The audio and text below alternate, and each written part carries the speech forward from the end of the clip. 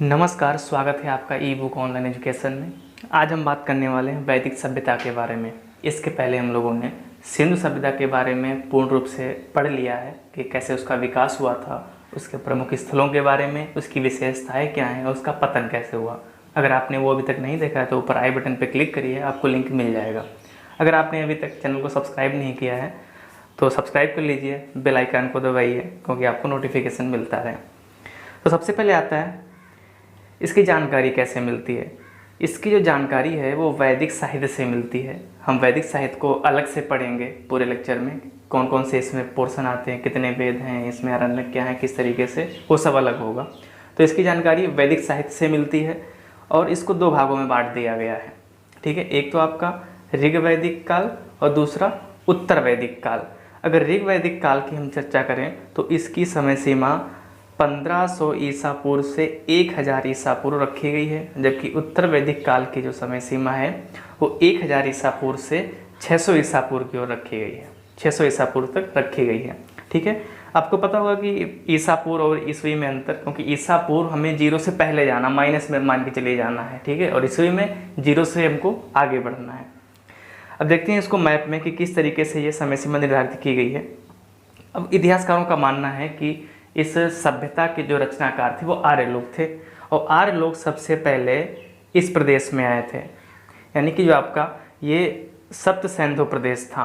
अब सप्त सिंधु प्रदेश का मतलब वहाँ पे 7 नदियाँ थीं, सिंधु, सतलज, झेलम, चिनाब, रावी, व्यास और आपका सरस्वती। उनकी जो ऋग्वेद में जो इनका नाम मिलता है वो अलग है, वो आपको हम आगे चर्चा करेंगे। तो सबसे पहले जो लोग आए थे आर्य लोग, वो यहाँ पे आए थे। ठीक है, और जैसे जैसे ये पूरब की ओर बढ़ते गए, इनके जीवन में रहन सहन की जो पद्धतियाँ हैं वो बदलती गई, इनके रहने का तरीका बदलने लगा। ठीक है, तो जैसे जैसे ये पंजाब के क्षेत्र में थे, पंजाब से मध्य क्षेत्र तक आए, यानी कि लगभग पंजाब, हरियाणा, हिमाचल प्रदेश, उत्तराखंड, यानी आज के परिप्रेक्ष्य में बात करें तो ये जितना काल था ये आपको कर दिया गया ऋग्वैदिक काल, यानी कि 1500 से 1000 BC तक। ठीक है, और जैसे ये लोग थोड़ा सा आगे बढ़े यहाँ तक आए आपके, यानी कि पूरा यूपी, बिहार और ये थोड़ा सा उड़ीसा, मध्य प्रदेश का पार्ट कवर किया, तो ये लोग ये समय सीमा कहाँ तक बढ़ा दी गई, ये 600 BC तक बढ़ा दी गई। यानी कि 1500 से 1000 तक ऋग्वैदिक काल और 1000 से 600 BC तक कौन सा रहा आपका उत्तर वैदिक काल। ठीक है, अब ऋग्वैदिक काल नाम क्यों दिया गया, क्योंकि इसकी जो जानकारी है वो ऋग्वेद से मिलती है। और एक ये भी फैक्ट है कि ऋग्वेद की रचना 1500 से 1000 BC के बीच में हुई है।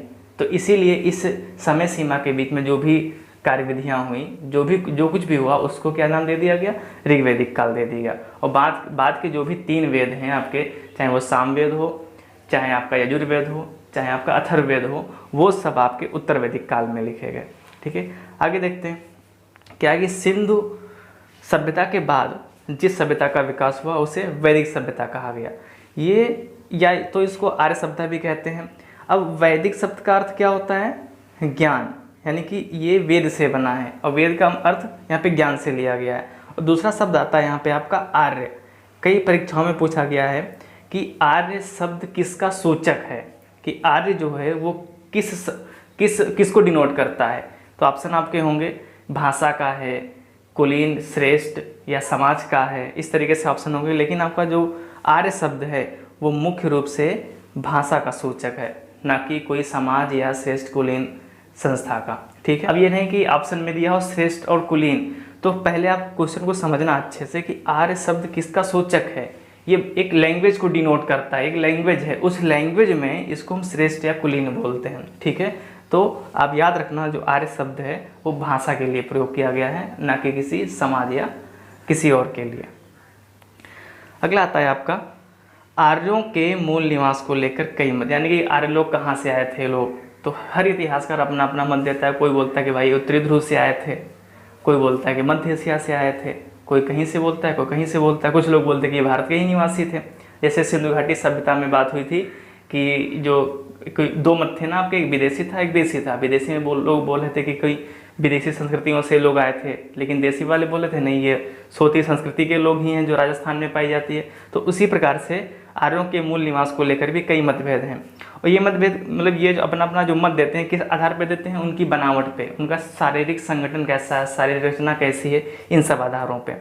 तो सबसे पहला देखें जो सप्त सैंधव, यहाँ पे मैंने कुछ इंपॉर्टेंट ही लिए हैं जो एग्जाम में पूछे जाते हैं, बहुत सारे ऐसे मत हैं लेकिन उनको ध्यान नहीं देना है।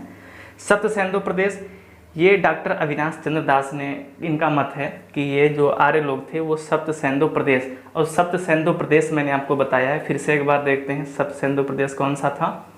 ये देखिए, ये जो मैंने पोर्शन बताया था ये वाला, यानी कि जम्मू कश्मीर, पंजाब, हरियाणा, पाकिस्तान, ये पूरा रीजन सप्त सैंधव प्रदेश। अब सप्त सैंधव नाम क्यों पड़ा इसका, कि यहाँ पे 7 नदियाँ थी। एक बार 7 नदियों को हम जो है हम लोग देख लेते हैं। तो ये देखिए, ये जो सप्त सैंधव प्रदेश है ये एग्जैक्टली है, यहाँ पे 7 नदियाँ हैं आपकी, कौन, सतलुज, ब्यास, रावी, चिनाब, झेलम, सिंधु और सरस्वती। और जो सरस्वती नदी है वो अब विलुप्त हो चुकी है, बाकी आपकी 6 नदियाँ बचती हैं, वर्तमान में भी 6 नदियाँ भी हैं। तो ये जो पूरा रीजन था, ये वाला रीजन, ये सप्त सैंधव प्रदेश का था, ठीक है। तो इन्होंने इसी आधार पे कहा है अविनाश चंद्र दास ने कि ये लोग सप्त सैंधव प्रदेश के ही थे, क्योंकि वहाँ की जलवायु ऐसी थी जो वर्तमान में अभी भी वहाँ के लोग हैं तो कुछ मैच करते हों जो अवशेष पाए गए वहाँ पे। नेक्स्ट आता है दक्षिणी रूस, ठीक है। गार्डन चाइल्ड का मत है कि भाई ये लोग रूस से आए थे।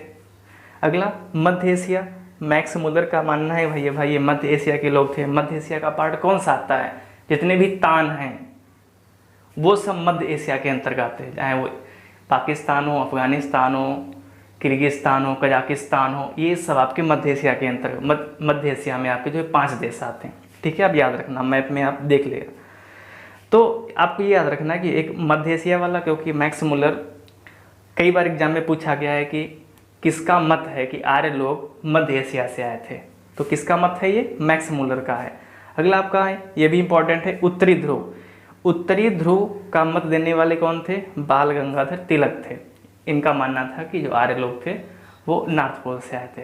कमेंट सेक्शन में बताना है आपको कि नॉर्थ पोल पे सबसे पहला व्यक्ति कौन था जाने वाला, यानी नॉर्थ पोल पे सबसे पहले कौन पहुंचा था, ठीक है।